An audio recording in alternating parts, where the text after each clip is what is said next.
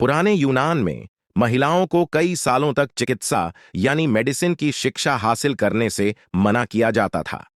सिर्फ एक रास्ता था, जब तक कि कोई कानून न तोड़े।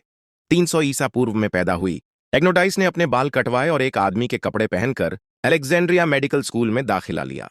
चिकित्सा शिक्षा पूरी करने के बाद एथेंस की सड़कों पर टहलते हुए उसने एक महिला के रोने की आवाज सुनी, जो प्रसव के दर्द में थी। हालांकि वह महिला नहीं चाहती थी कि एग्नोडाइस उसे छुए, भले ही वह तेज दर्द में थी, क्योंकि वह समझती थी कि एग्नोडाइस एक आदमी है। एग्नोडाइस ने बिना किसी को देखे अपने कपड़े उतार कर साबित किया कि वह एक महिला है और उस महिला को बच्चे के जन्म में मदद की। यह कहानी जल्द ही महिलाओं में फैल गई और सभी बीमार महिलाएं एग्नोडाइस के पास जाने लगीं। मर्द डॉक्टरों का जलन बढ़ गया और उन्होंने एग्नोडाइस पर आरोप लगाया, जिसे वह एक आदमी समझते थे कि वह महिला मरीजों को बहकाता है।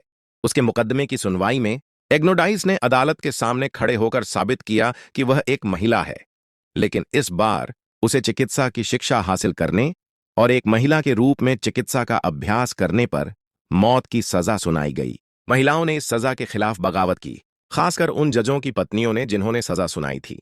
कुछ लोगों ने कहा कि अगर एग्नोडाइस को मारा गया तो वह उसके साथ अपनी मौत के मुंह में चले जाएंगे। अपनी पत्नियों और अन्य महिलाओं के दबाव को झेलने में असमर्थ जजों ने एग्नोडाइस की सजा को खत्म कर दिया और उसके बाद से महिलाओं को दवाइयों का अभ्यास करने की इजाजत दी गई, बशर्ते कि वह सिर्फ महिलाओं की देखभाल करें। इस तरह एग्नोडाइस ने इतिहास में पहली यूनानी महिला डॉक्टर, चिकित्सक और स्त्री रोग विशेषज्ञ के रूप में अपनी पहचान बनाई।